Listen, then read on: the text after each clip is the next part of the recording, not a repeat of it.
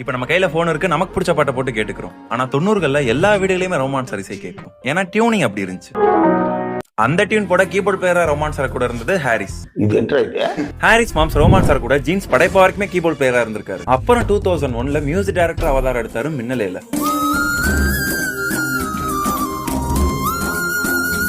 Music composer ஆனது இசையை ரசிக்கணுன்ற ஒரு விஷயத்துக்கு வந்தா அந்த பாடல்கள் ரொமான்ஸருக்கு ரொம்ப பிடிச்சிருந்தது.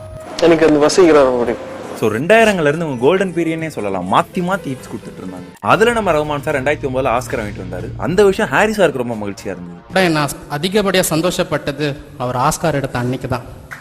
ஹாரிஸ் சாரோட எவர் கிரீன் ட்ரெண்ட்ல இருக்கிற ஆல்பம் ஜிவிஎம் கூட. ஜிவிஎம் ஹாரிஸ் காம்போல மிரட்டி விட்டுருவாங்க. அலண்டு போயிட்டேன். 85 சாங்ஸ்ல ஹாரிஸ் கம்போஸ் பண்ணது 45 எல்லாமே ஃபர்ஸ்ட் டியூன்ஸ்.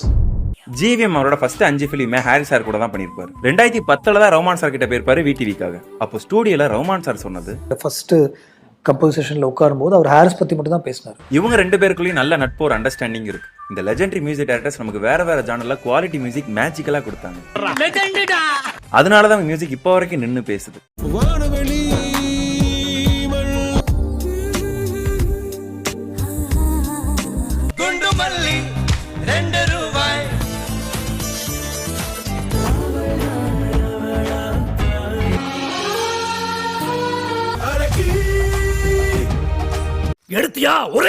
இப்ப மியூசிக் டைரக்ஷன்ல ரஹ்மான் சார் 180 படங்களுக்கு மேல பண்ணிருக்காரு. இவன்லாம் 200 படங்களுக்கு மேல போயிருச்சு. ஆனா அதே செட்ல இருக்கிற ஹாரிஸ் மட்டும் வெறும் 60 படம் தான் பண்ணிருக்காரு. ஏன்னா ஹாரிஸ் சார் ஒரு நேரத்துல ஒரு படம் தான் பண்ணுவாரு. இன்னும் புரியுற மாதிரி சொல்லணும்னா, அவர் ஒரு விஷயத்துல ஒர்க் பண்றாருன்னா அந்த வேலையை தவிர வேற எந்த வேலையும் பார்க்க மாட்டாரு. நம்ம எல்லாருக்கும் தெரியும், ஹாரிஸ் சார் மின்னலே கம்போசிட் டைமிங்ல அது கூடவே ஆளவந்தான் ஆஃபர் வந்து தான சார் கிட்ட நான் மின்னலே பண்றதுனால ஆளவந்தான் என்னால பண்ண முடியாதுன்னு ரிஜெக்ட் பண்ணிட்டாரு. இது நமக்கு தெரிஞ்ச விஷயம். நம்ம ஏதோ இந்த ஒரு பெரிய படம் தான் ரிஜெக்ட் பண்றாரு நினைச்சிட்டு இருக்கோம். ஆனா ஹாரிஸ் சார் ரிஜெக்ட் பண்ண படத்தோட கவுண்ட் இந்த ஒரு படம் தான் நிறைய பேசுறீங்க. But I gave up 125 films like this. சச்சின்ல இருந்து வேலை வரைக்கும் வரிசையா விஜய் படத்தை ரிஜெக்ட் பண்ணிருக்காரு.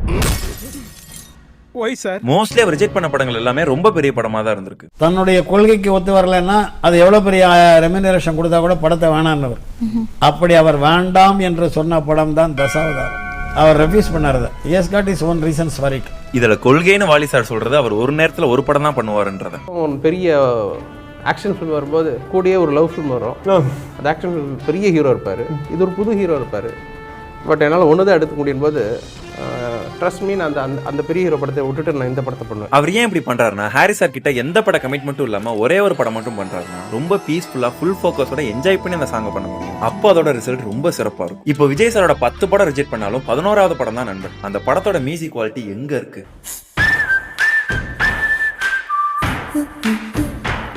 I want to enjoy my work.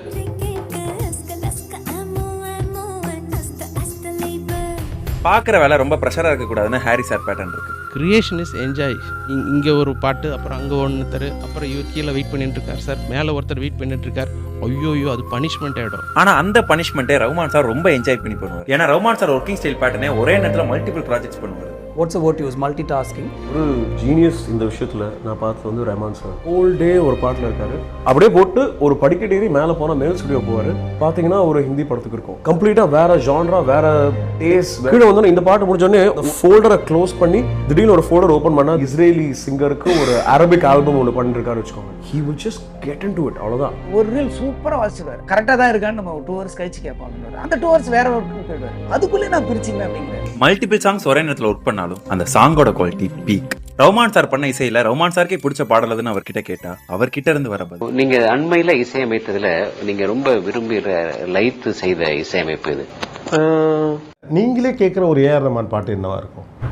அவர் சொல்ல மாட்டார். ரஹ்மான் சாருக்கு பிடிக்காத क्वेश्चनே அதுதான். Do you also have a thing about journalists and asking you a particular set of questions that you're tired of hearing now? Yeah, don't ask me which is my favorite song. Rahman sir 2000 songs மேல compose பண்ணிருக்காரு. எல்லாமே அவருடைய இசை தான். Songs தர அதே குவாலிட்டியில OST track இருக்கும்.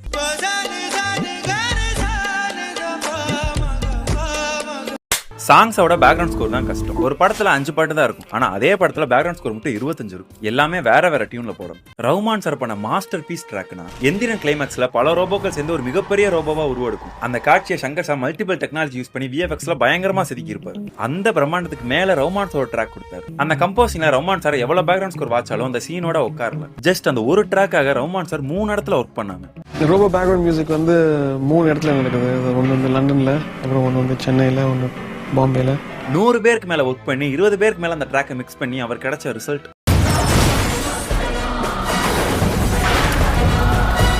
அவருக்கு பிடிச்ச பாட்டு வேணா யாருக்கும் சொல்லாம இருக்கும், ஆனா ரஹ்மான் சாருக்கு பிடிச்ச பேக்ரவுண்ட் ஸ்கோர் இதுதான்.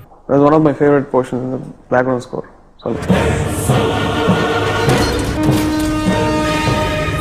இந்த அரிமா லிரிக்ஸ் யூஸ் பண்ணோம்.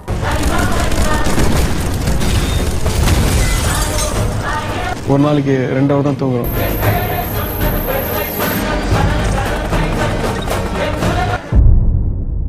மியூசிக்ல அக்கப்பலான்னு ஒரு விஷயம் இருக்கு. ரஹ்மான் சார் அவர் கம்போசிங்ல எக்ஸ்பெரிமெண்டலா நிறைய விஷயம் பண்ணுவார். அதுல ஒண்ணுதான் இந்த அக்கப்பலா. என்ன சார் ஒண்ணுமே புரியலையே சார்.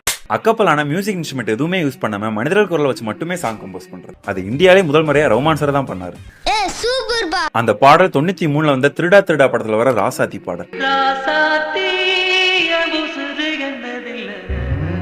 ரஹ்மான் சார் மாதிரி ஒரு மியூசிக் டைரக்டர்னால இசைக்கருவிகளே பயன்படுத்தாம இசையை உருவாக்க முடியுது. இப்படி இசை பல பரிமாணங்கள்ல தெரியுது.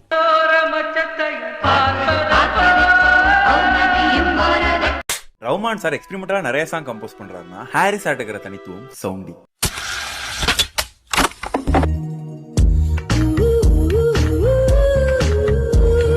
ஹாரி சாருக்கு ஒலி ரொம்ப முக்கியம். அந்த ஒலி இன்ஸ்ட்ருமெண்ட்டை விட சிங்கர்ஸோட வாய்ஸ். ஒலி எல்லா சிங்கர்ஸ்க்கும் ஒரே மைக் செட் ஆகாது. ஒரு சிங்கர்ஸ்க்கும் வேற வேற மைக் சேஞ்ச் பண்ணுவார். ஆமாம், நான் ஒரு 30 மைக் வச்சு செக் பண்ணுவேன் ஒரு சிங்கருக்கு. பொதுவாக ஹாரி சார் சாங்ஸ்ல எந்த சாங்ஸ் எடுத்துக்கிட்டாலும் மல்டிபிள் சிங்கர்ஸ் பாடியிருப்பாங்க. ஆனா வேற வேற லைன் கிடையாது. ஒரே லைன்ல அந்த டிரான்சிஷன் எங்க நடக்குதுன்னே தெரியாத அளவுக்கு ஹாரி சார் மிக்சிங் இருக்கும்.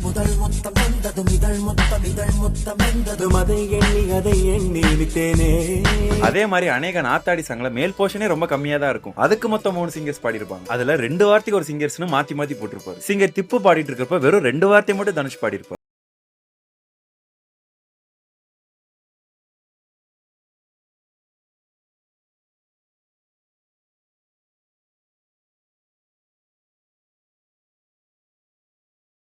சார் ஏன் இப்படி பண்றாருன்னா பாடல்களோட தமிழ் வார்த்தை உச்சரிப்பு ஹாரி சாருக்கு ரொம்ப முக்கியம். ஸோ ஒரு பாடகர் வரும்போது எனக்கு தெரியும் அவர் என்ன மாதிரி உச்சரிப்பு, என்னென்ன வார்த்தைகள் அவர்கிட்ட நல்லா இருக்கு.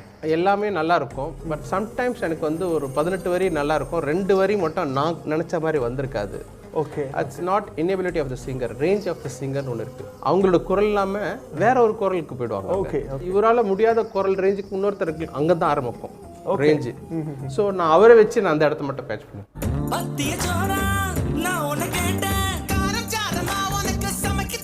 2 வார்த்தை இன்னும் இருக்குன்னா ஒரு சிங்கருக்கு ஒரு எழுத்து மட்டும் பாடின பாட்டுலாம் லிஸ்ட்ல இருக்கு. இது கொஞ்சம் ஓவர் ரேட்டட் தான். முன்தினம் பார்த்தேனில் Naresh Iyer song that song.